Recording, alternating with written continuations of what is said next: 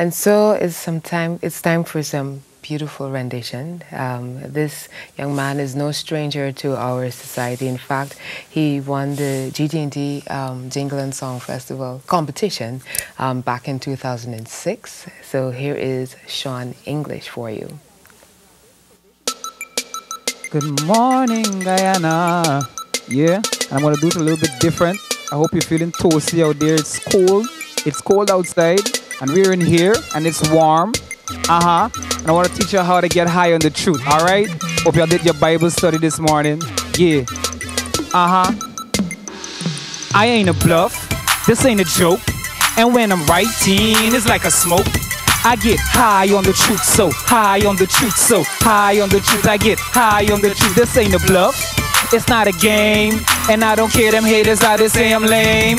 I'm so high on the truth, so high on the truth, so high on the truth. I get high on the truth. I'm so high on the word I represent for my master. I'm smoking the drug that I just bought from the pastor. And I'm an addict, I'm addicted to the word Cuddy. That's why I'm sitting here floating in this Bible study. I can't wait for the MOG to start serving that explanation that my mind and my spirit craving. Cause all week I've been feeling real weak. See, my flesh is the problem. See me sinning all week. I can't even speak when my eyes take a dive, like they shopping at the castle for them breasts and them thighs. Yeah, I know I'm supposed to be a winner as a Christian, still living with the mind of a sinner though. That's why I'm seeking the holy book like cocaine, cause sin's got me going insane like heroin in my vein. And I don't mind getting high on the truth all the time, cause this world's full of lies. I ain't a bluff, this ain't a joke. And when I'm writing, it's like a smoke. I get high on the truth, so high on the truth, so high on the truth. I get high on the truth. This ain't a bluff, it's not a game, and I don't care them haters how they say I'm lame. I'm so high on the truth, so high on the truth, so high on the truth. So give me that Bible, give me them God-inspired verses that I got set cocked like a rifle. Regardless of your title, you need the living word to get by. Stay high on the truth and don't idle. Don't let him get ya. The devil's like a roaring lion, never stopping, always trying to bite ya. But like Daniel, I ain't crying. God can shut the mouth of the lion. Let them haters keep talking, just listen. And stay high on the Psalms as you walk through the valley of the shadow of death. No fear. Flip 28:20, Matthew, where Jesus said he got you, never leaving your side, he's right there. Ephesians 3 verse 20, read about God saying he can do what he said that he can. Like Romans 1:16, I will not be ashamed, sticking to his penultimate plan. Come on, I ain't a bluff, this ain't a joke. And when I'm writing, it's like a smoke. I get high on the truth, so high on the truth, so high on the truth. I get high on the truth. This ain't a bluff, it's not a game, and I don't care them haters how they say I'm lame. I'm so high on the truth, so high on the truth, so I am so high. Yeah, pick up yourselves, Guyana. Shawn English, blessing. Back to Guyana today. Your day starts right here. Just before the break, we heard from Shawn English. It was a great pick-me-up this morning, and he's going to be chit-chatting with Niaz in across the studio here. So here is Niaz with Shawn English. Well, Shawn, I think it was a wonderful presentation this morning. In 2006, you won the second GT&T Jingle competition. At that time or before that, when did you realize that you had a passion for singing? Well, this has always been what I'm doing. It's part of my family.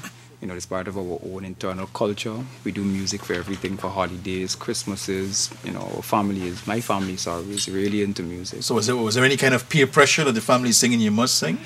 There was. When I started doing hip-hop, actually, I know I had some descent from some family members. Although they did support, and they still support up to this day what I do, it's not necessarily their thing. I mean, they're coming from the 60s and the 70s and the 80s, and they're saying, oh, hip-hop is these young people, you know, maybe we could do something a little bit more. But for me, I see the impact, and so I stuck with it. Although I do sing, I do little things like backups. But I never told them it's something, it's different, it's having variety in some way. I believe in everyone's life, there is that. I mean, when you're a teen, you want to do something that's a little bit different to what maybe your parents wanted you to do. Then there's always that.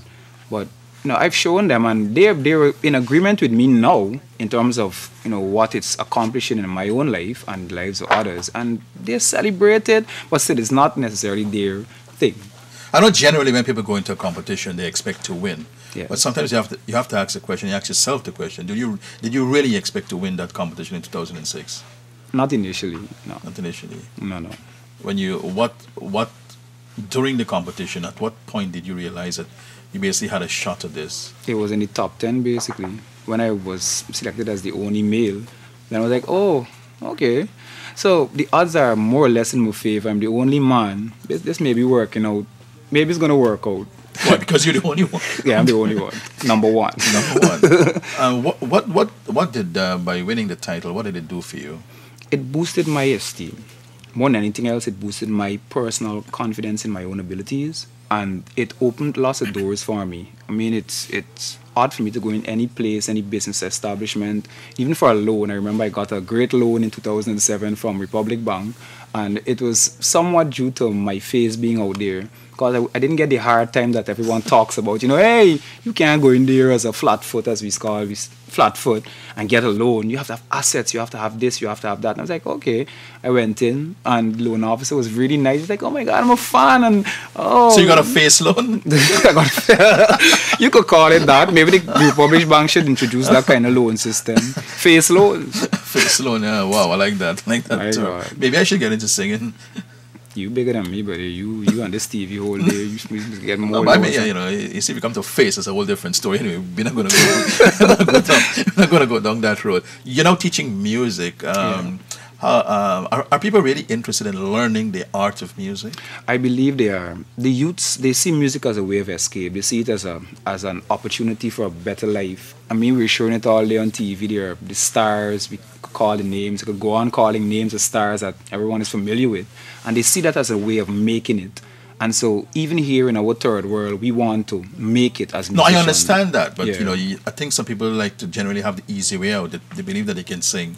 And they try to say, but going and learn the finer arts and people voice training and all those kinds of stuff. Are you seeing lots of people coming forward to do that? Yes, we are. Actually, when we announced this course last year, because the voice courses is kind of new for Music Unlimited, when we announced it last year, we had an influx of requests.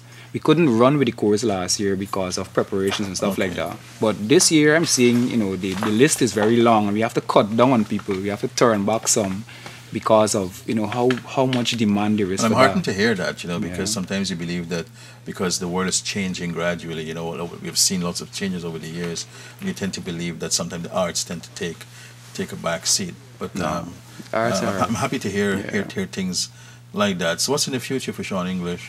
For me, it's all about continuing in my purpose. I believe this is my purpose. I have a tour that's coming up in May. I'm supposed to be touching Anguilla and St. Martin. This would be my first official outside opportunity, musical opportunity. And so I'm really excited about that. I'm making preparations to go with the Caribbean tour team.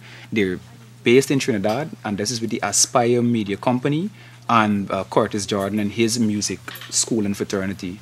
And so I'm hoping to get out there and make some links, establish new connections with the churches, organizers, promoters that are in the Caribbean, and establish my own name. I've also had a linkage with this young lady in Barbados. She's running the Caribbean magazine. I've gotten my first feature with her, and I'm trusting that that would be, you know, launched off successfully.